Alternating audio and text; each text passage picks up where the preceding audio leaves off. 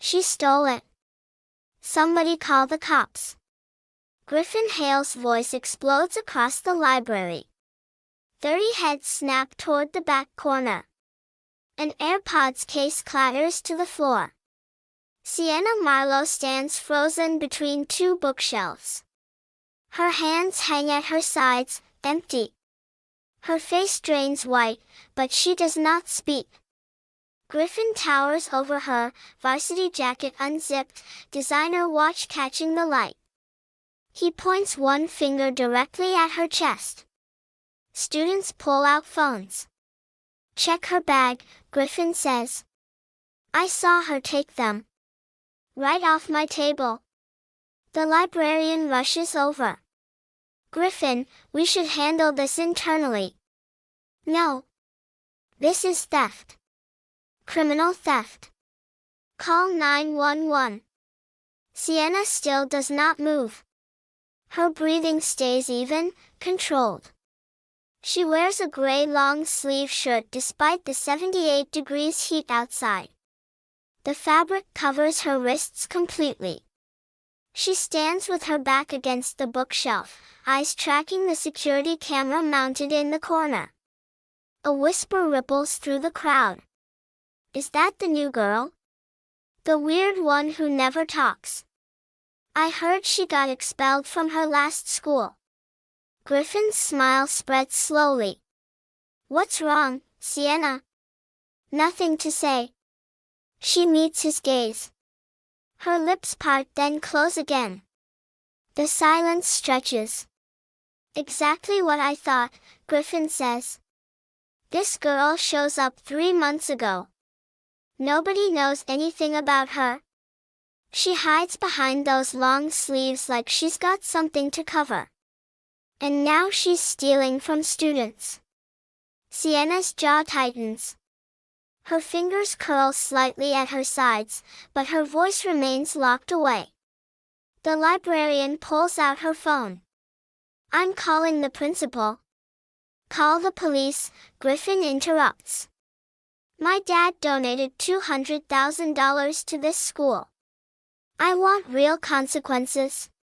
In Sienna's mind, a clock starts ticking. 12 minutes. Everything changes in 12 minutes. 3 months earlier, Sienna had walked through these same library doors for the first time. Remember the rules, Judge Eleanor Marlowe had said. No fighting, no attention, just survive until graduation. Sienna had nodded. The scars on her wrist still felt fresh then, hidden under careful bandages and long sleeves. The memory of handcuffs still woke her at 3 a.m. I promise, Mom. I just want it to be over. Eleanor had pulled her daughter close. It will be. We'll make sure of it, but Brennan Ridge High School had other plans. Griffin Hale noticed Sienna on day 2. She sat alone in the cafeteria, eating a sandwich in precise small bites. She finished in 7 minutes. Then she left immediately, walking close to the walls, eyes tracking every exit.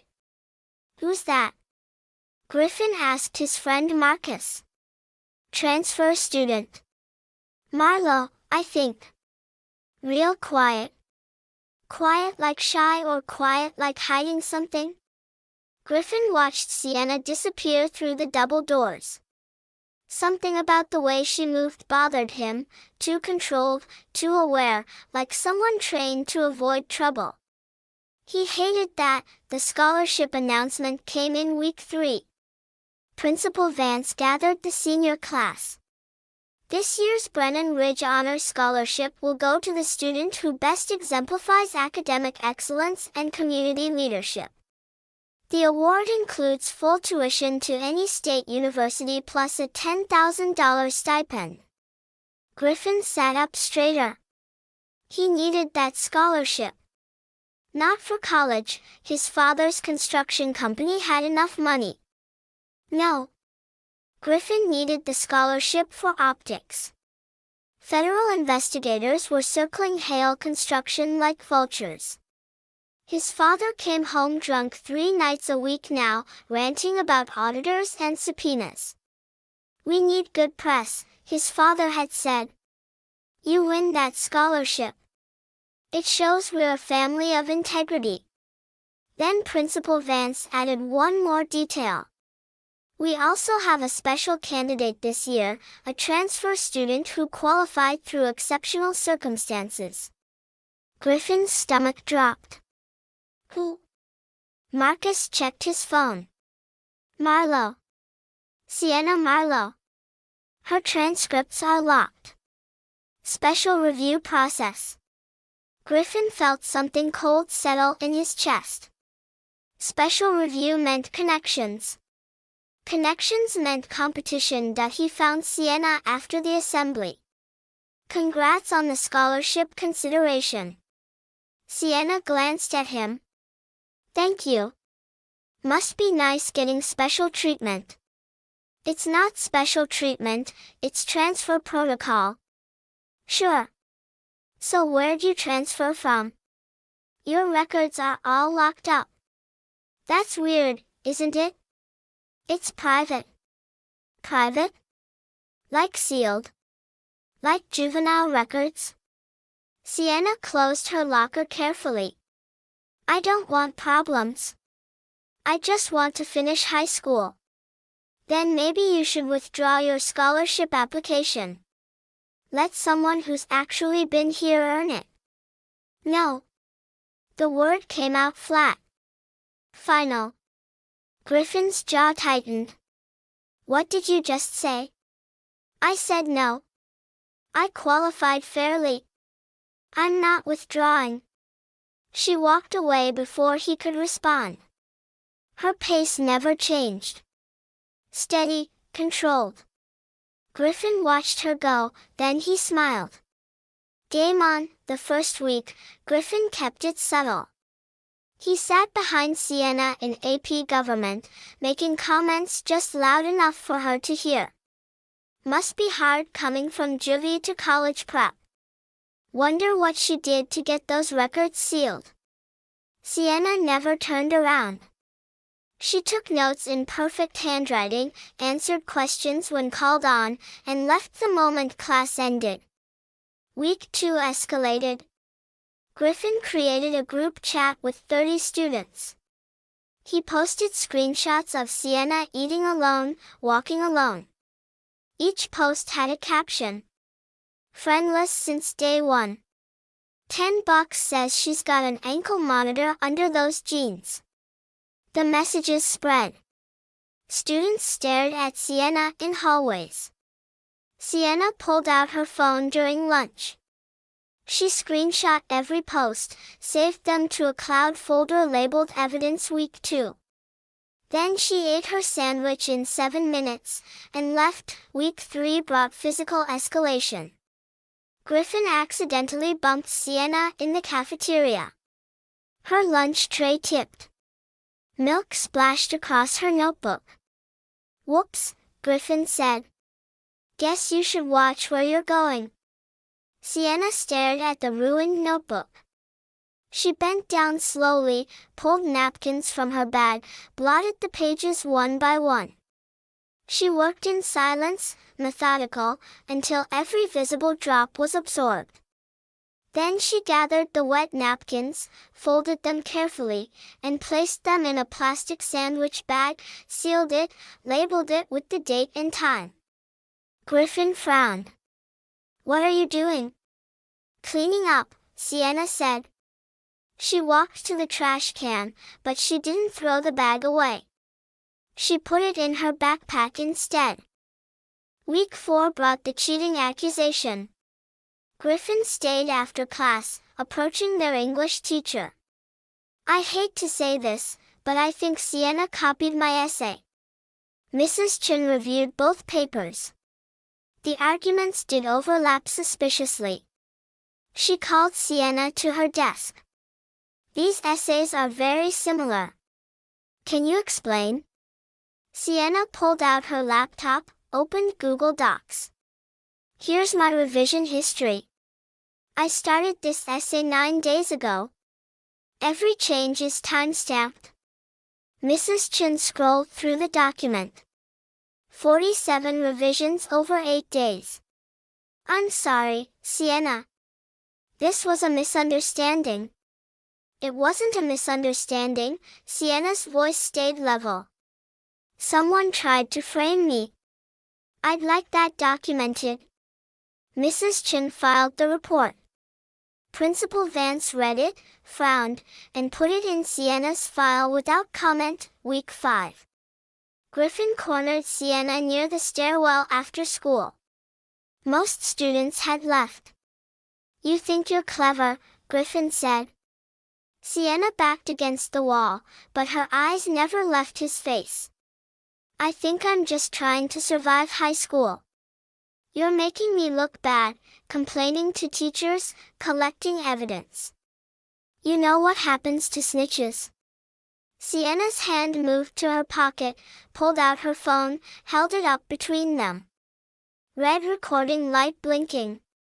Section 1983 of the Civil Rights Act covers false arrest and malicious prosecution, she said. Just so you know. Griffin stared at the phone. What are you, a lawyer? No, but my mom is. She walked away, but Griffin saw something he hadn't noticed before.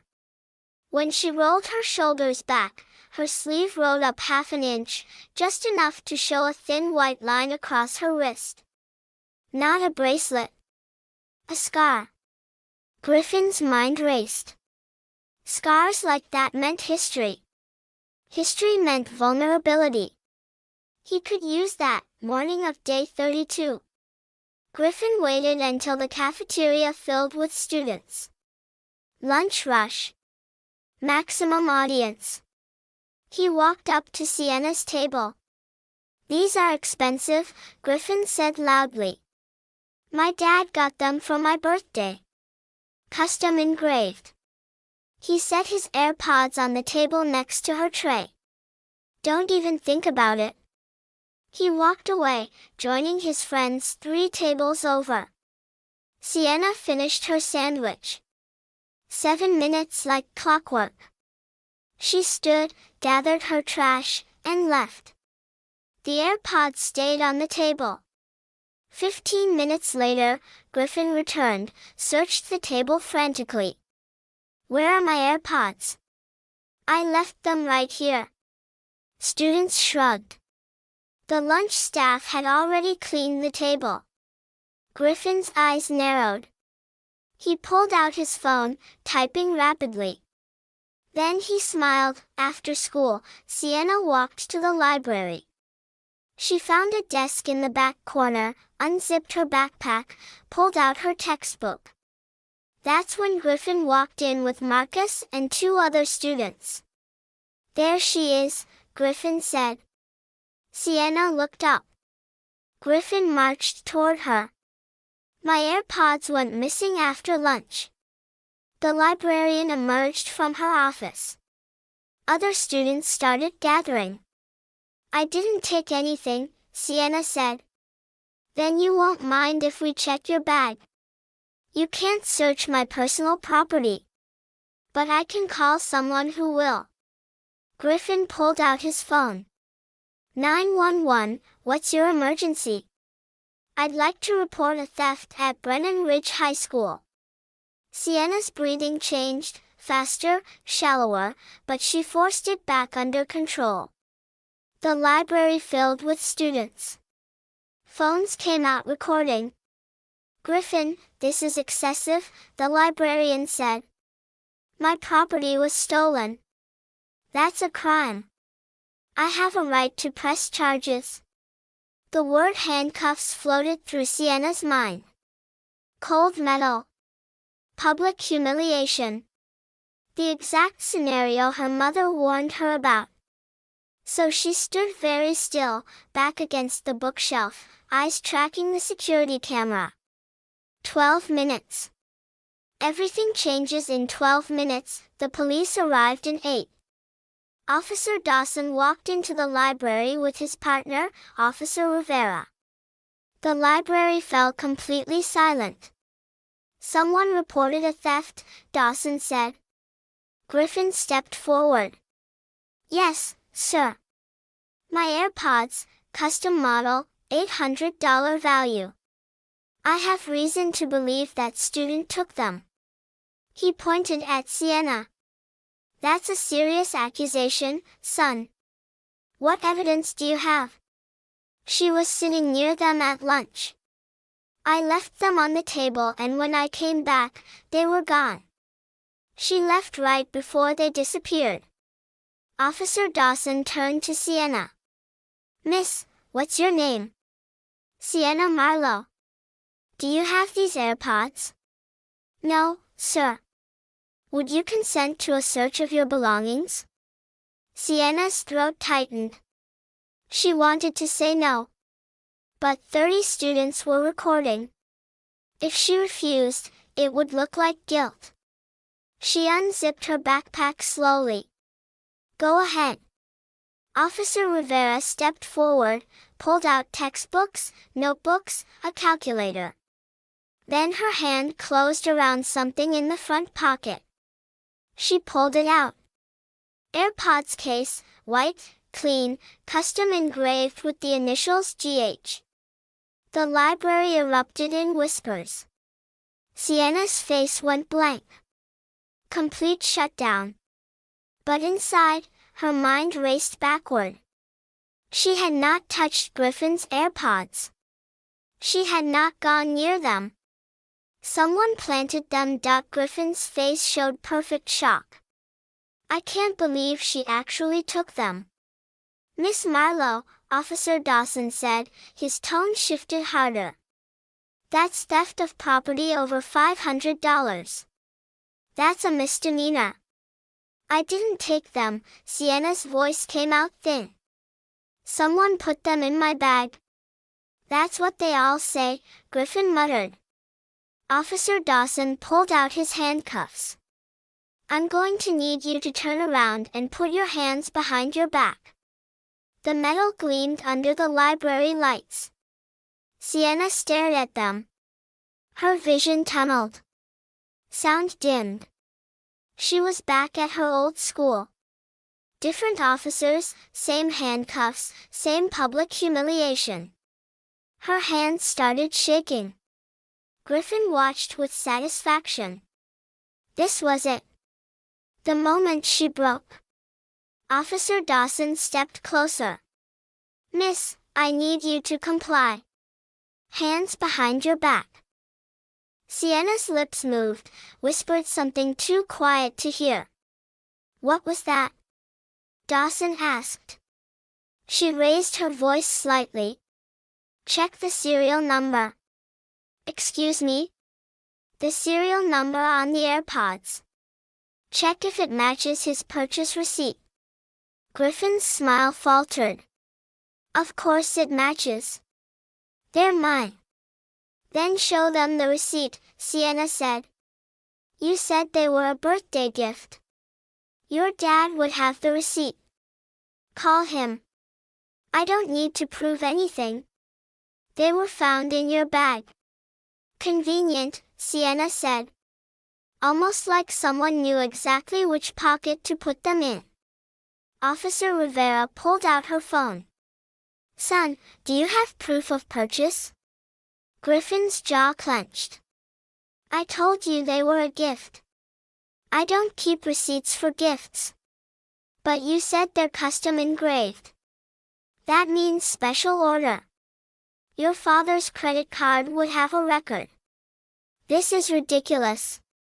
She stole my property and you're interrogating me. Officer Dawson raised one hand. Everyone calm down. Miss Marlowe, I still need to detain you while we sort this out. Please turn around. Sienna's breathing accelerated. Officer, before you handcuff me, I have one question. Make it quick. If someone planted those AirPods in my bag, wouldn't that be false reporting? And wouldn't that make me the victim? That's speculation. It's not speculation if there's video evidence. The library went completely still. Griffin's face drained of color. What video? Sienna pointed at the ceiling. Security camera covers the entire back section, including my desk. If I never touched your AirPods, the footage will show that. And it'll show who did. Officer Rivera looked up at the camera, then at the librarian. Is that camera functional? The librarian nodded slowly. Yes. Records 24/7, saves footage for 90 days. Griffin took one step backward. This is insane. She's trying to. We'll review the footage, Officer Dawson said. He lowered the handcuffs. Miss Marlowe, stay where you are. Don't leave the building. Sienna nodded. I'm not going anywhere. The officers walked toward the librarian's office. Griffin stood frozen, calculating. 3 minutes crawled by. Officer Dawson and Officer Rivera disappeared into the office. The door closed. Through the glass window, students could see them hunched over a computer screen. Sienna remained standing near the bookshelf. Her backpack sat open on the desk. 30 students surrounded her in a loose circle, phones still recording. Griffin stood 15 feet away. His confident posture had cracked. He kept glancing at the office door, then at the exit. Marcus leaned close to him. Dude, what if the camera really caught something? It didn't, Griffin hissed. Because there's nothing to catch. But his voice lacked conviction. The office door opened. Officer Rivera stepped out first. We reviewed the footage from 3:45 to 4:15 p.m., Dawson announced. Miss Marlowe, you're free to go. There's no evidence of theft on your part. Relief hit Sienna like a wave. Her knees almost buckled, but she forced herself to stay upright. Griffin's face flushed red. That's impossible. She had to have taken them at some point. Check earlier footage. We did, Rivera said. The AirPods never left your possession until you placed them on her table during lunch. Then you retrieved them yourself at 2:30 p.m. That's not. We have you on camera, son. Clear as day. You took them back. So how did they end up in her bag an hour later? The library was empty between 3:30 and 4 p.m., Dawson interrupted. Except for one person. We need to review that footage with you privately. The implication hung in the air. Heavy, damning. Students started murmuring. Phones shifted angles, focusing on Griffin. The narrative was flipping in real time. Griffin's panic crystallized into rage. He lunged forward, closing the distance to Sienna in 3 quick steps. You think you're so smart? You think this is over? Officer Dawson moved to intercept. Son, step back. But Griffin was faster. He grabbed Sienna's right wrist, yanking her toward him. You ruined everything. My family, my scholarship, the fabric tore. Sienna's gray sleeve ripped from cuff to elbow. The sound cut through the chaos like a knife. Time fractured. Everyone saw it simultaneously. White scars, multiple, crisscrossing her wrist and forearm. Not self-inflicted, too uniform, too precise. Defensive wounds, the kind that came from blocking attacks. For one frozen heartbeat, Sienna stared at her exposed arm. The secret she had protected for 3 months, laid bare under fluorescent lights and 30 camera phones. Something inside her snapped, not broke, snapped into place. 3 months of silence. 3 months of swallowing insults. 3 months of promising her mother she wouldn't fight back. All of it compressed into a single moment of absolute clarity. Griffin still held her wrist, still pulling. Sienna's body moved on pure muscle memory. She stepped into his space instead of away. Used his pulling force against him. Her left hand came up, trapped his gripping hand against her wrist, rotated her arm in a smooth circle, and suddenly Griffin's wrist was bent backward at an anatomically impossible angle. He gasped. Sienna's leverage was perfect. Minimal force, maximum control. She guided him downward, and his body followed the path of least pain. His knees hit the floor. His free hand slapped the ground to catch himself. The entire sequence took less than 3 seconds. Griffin knelt on the library floor, face pressed against tile, arm locked behind him. Sienna stood above him, breathing steady, eyes distant.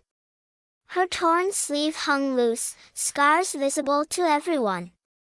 The library erupted in gasps and shouts. Officer Dawson rushed forward. "Miss, let him go." Sienna released immediately, stepped back, raised both hands, palms out. Griffin scrambled away, cradling his wrist. "She assaulted me. You all saw it. Arrest her." But the crowd's reaction told a different story. Students were rewinding their footage. Griffin grabbed first. Griffin ripped her sleeve. Griffin got exactly what he deserved. Officer Rivera helped Griffin to his feet, checking his wrist. "You grabbed her first. That's assault." What she did was textbook self-defense. Textbook? Griffin spat. "She's trained.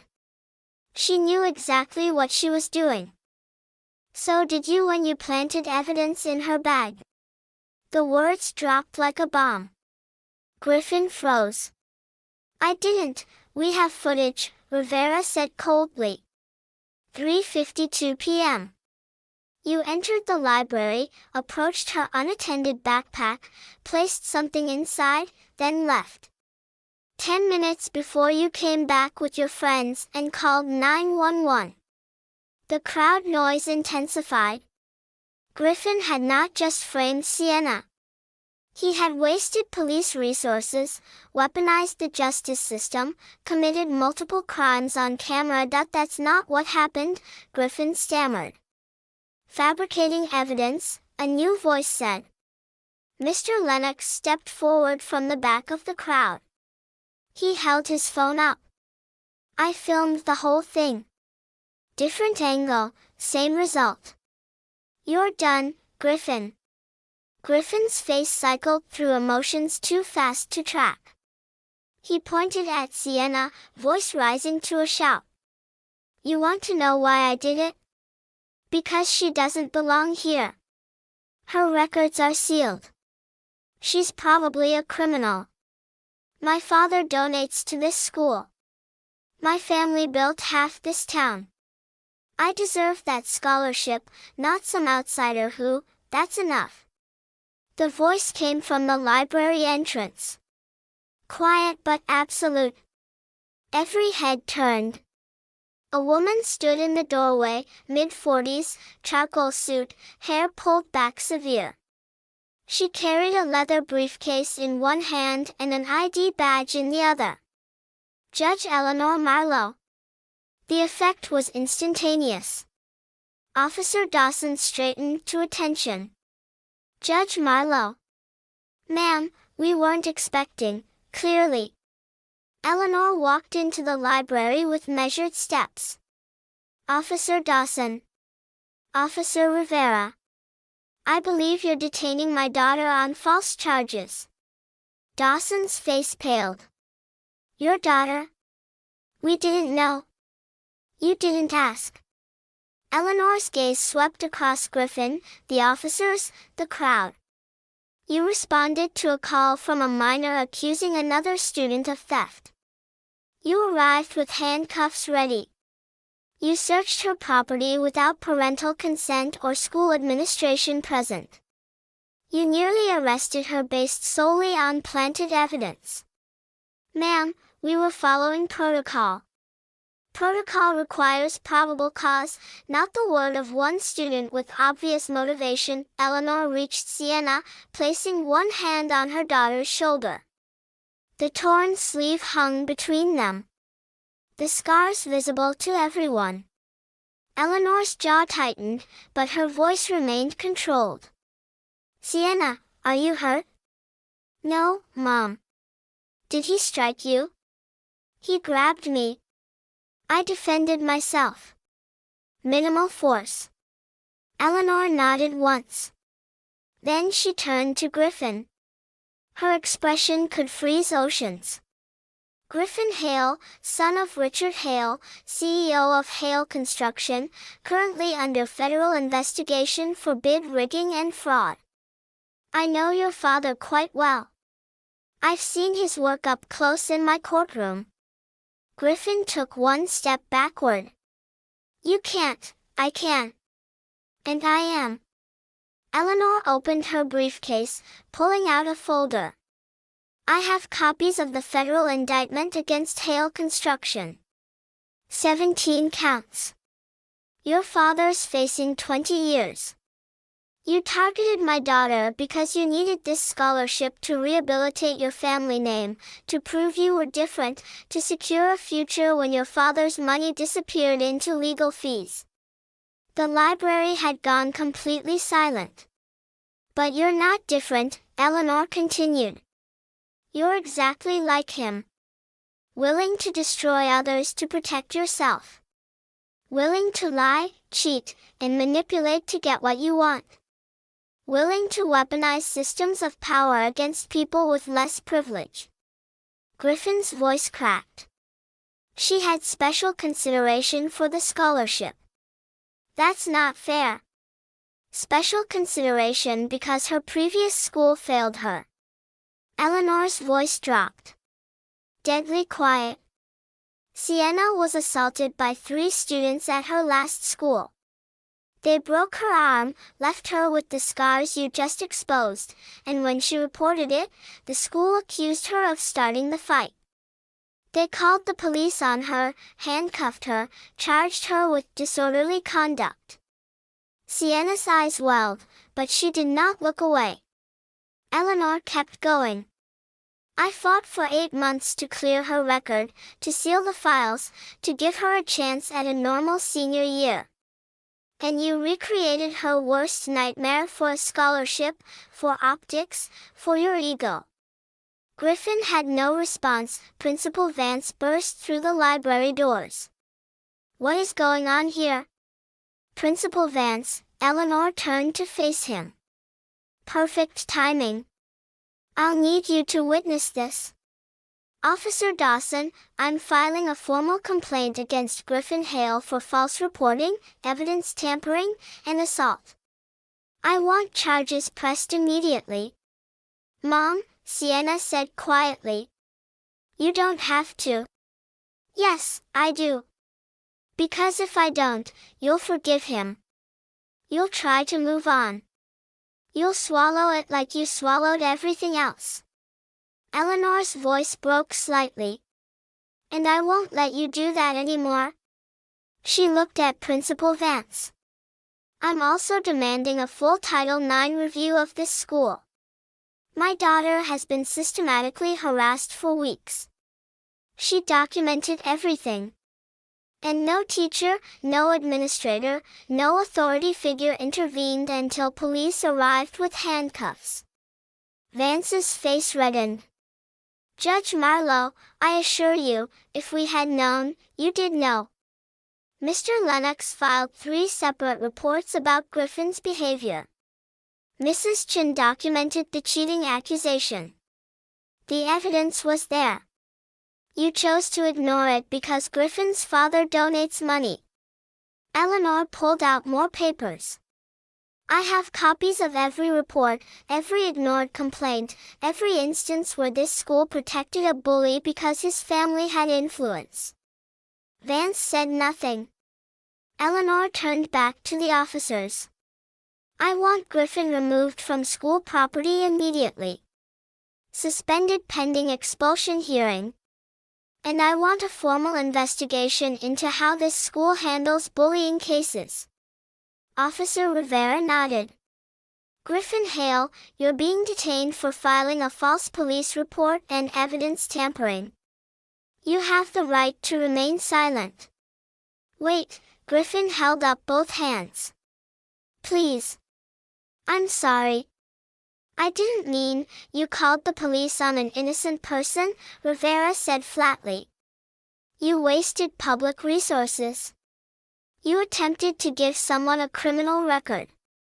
Your intentions stopped matching the moment you dialed 911. She guided Griffin toward the door. He looked back at Sienna one last time. I just wanted to win. That's all. I just wanted something in my life to not fall apart. Sienna met his gaze, held it for 3 full seconds. Then she spoke, her voice clear, carrying across the silent library. I wanted that too. At my old school, I wanted to just survive until graduation. I stayed quiet when they mocked me. I didn't fight back when they pushed me. I let them break my arm before I finally defended myself. And you know what? They still arrested me, still called me violent, still said I was the problem. She took one step forward. I came here and made the same mistake. I stayed quiet. I collected evidence. I did everything right. And you still called the cops on me. You still tried to destroy my life because people like you don't care about right or wrong. You care about winning. Griffin's eyes filled with tears. But Sienna was not finished. I forgive you, Griffin. Not because you deserve it, not because what you did was okay, but because I'm done letting bullies control my emotions. I'm done carrying fear. I'm done hiding scars that I earned surviving people like you. She raised her right arm.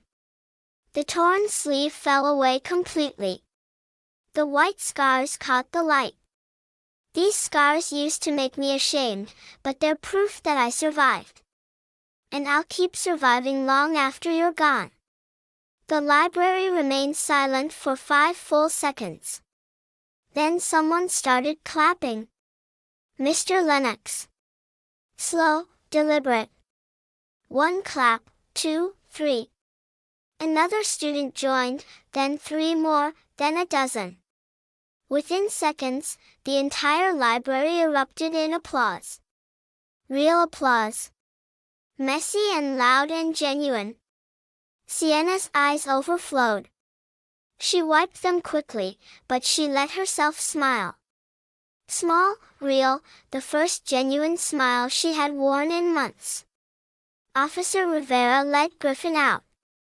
The door closed behind them. Principal Vance approached Eleanor and Sienna carefully. Judge Marlowe, I owe you and your daughter an apology.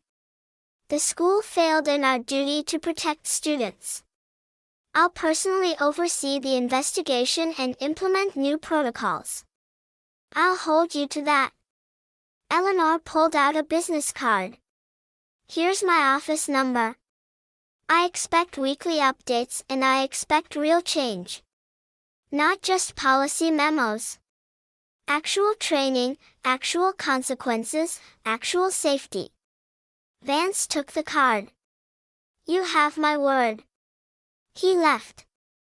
Eleanor and Sienna remained standing near the bookshelf. Mother and daughter, silent. Finally, Eleanor reached out, gently touched the torn sleeve. Did I teach you that wrist lock summer before 8th grade? You said I'd never need it if I stayed smart. But if I stayed smart and still needed it, I'd better know how. You used minimal force. Perfect control. I'm proud of you. Sienna's voice wavered. I promised I wouldn't fight. You didn't fight. You defended yourself. There's a difference. And I should never have asked you to stay silent.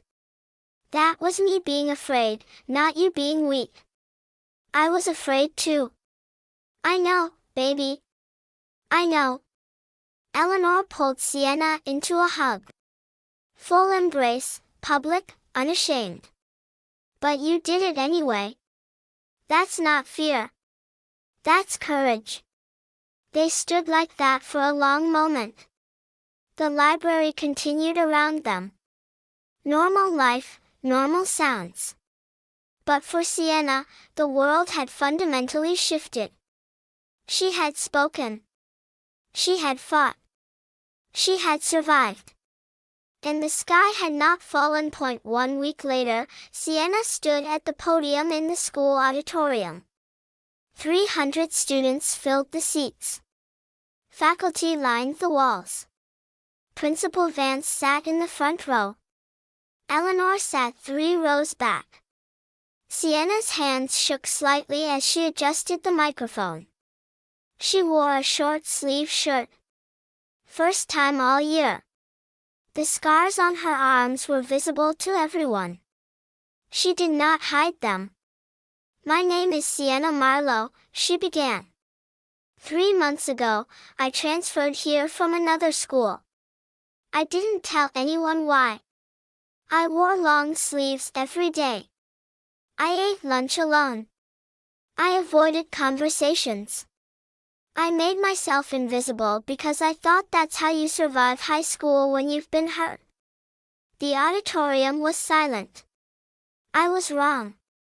Staying invisible doesn't protect you. It just makes it easier for bullies to target you because they think you won't fight back. She paused, took a breath. Last week, a student framed me for theft. He called the police. He tried to get me arrested. And for a moment, I almost let him because I promised myself I wouldn't cause trouble. I wouldn't be difficult. I'd just endure until graduation. But enduring is not the same as living. And silence is not the same as peace. She looked directly at the students. If you're being bullied right now, you need to hear this. It's not your fault. You don't deserve it, and you don't have to handle it alone. Sienna pulled out a folder. My mom and I are starting a program called Voice Back Initiative. It's a peer support system, a safe place to report bullying, a network of students and teachers who will believe you, who will help you document everything, who will fight for you when the system doesn't. She set the folder on the podium. We have 47 students signed up already. Some are current victims. Some are former bullies who want to do better. Some are just allies who are tired of watching people suffer in silence. Mr. Lennox is our faculty advisor. Judge Marlowe will handle legal support. And I'll be here every day, ready to listen, ready to help, ready to stand with you. Her voice strengthened. Because here's what I learned. Bullies want you isolated. They want you afraid. They want you silent. Every time you speak up, you take power away from them. Every time you document evidence, you build a case. Every time you refuse to be ashamed of your scars, you show other survivors they can heal too. Sienna rolled up her sleeves fully. The scars caught the auditorium lights. These came from 3 students at my old school. They broke my arm because I reported them for cheating.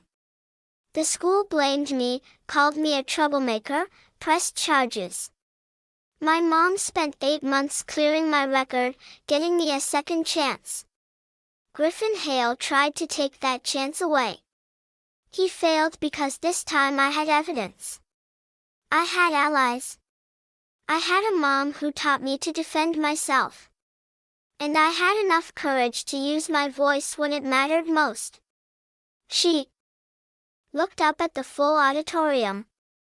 You have that same courage. You just need permission to use it. Consider this your permission. Speak up. Document everything.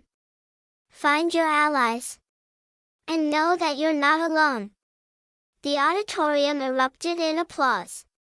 Longer, louder, more certain. 40 students stood, then 100, then all 300. Standing ovation for the girl who stayed silent until silence became more dangerous than speaking. Eleanor wiped tears from her eyes. Mr. Lennox smiled. Principal Vance nodded slowly, already typing notes. And Sienna let herself cry, open, public, unashamed, because she had finally learned the difference between weakness and vulnerability, between giving up and letting go, between hiding scars and healing from them. 2 months later, Eleanor and Sienna sat on a bench outside the school. Late afternoon. 47 students became 93, Eleanor said. VoiceBack initiative is growing faster than we anticipated. Other schools are asking about implementing similar programs. Good, Sienna said. She had a physics textbook open on her lap. Griffin Hale was expelled. Formal charges dropped to misdemeanor with probation. His father's trial starts next month. I know. Does it bother you that he got a lighter sentence? Sienna thought about it. No. I didn't need him destroyed. I just needed him stopped. And I needed to prove to myself that I could fight back without becoming what they said I was. Eleanor smiled, sad and proud simultaneously. You were never helpless, Sienna. Even when you were silent, you were planning, collecting evidence, choosing your moment. That's not helpless. That's strategic. I should have spoken up sooner. Maybe. Or maybe you spoke up at exactly the right time. When you had proof, when you had support, when you had the strength to handle the consequences.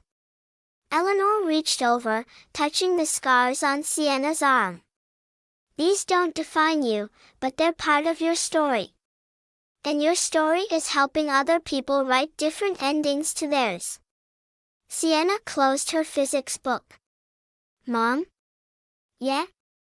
Thank you for coming that day, for believing me, for teaching me to defend myself even though you were scared I'd use it. Thank you for proving me wrong about silence. I thought I was protecting you, but I was just teaching you to accept injustice quietly. You were teaching me to survive. You taught yourself to live. Eleanor stood, offering her hand. Come on. I'll buy you dinner anywhere you want. Anywhere that's not the school cafeteria. They laughed. Real laughter. Light and warm. As they walked toward the parking lot, Sienna glanced back at the school building, at the library windows, at the place where everything changed. She touched her scars one more time, not hiding them, just acknowledging them. Then she walked forward into the golden afternoon, into the rest of her life, scars and all, because scars don't make you weak. Hiding them does. And Sienna Marlowe was done hiding.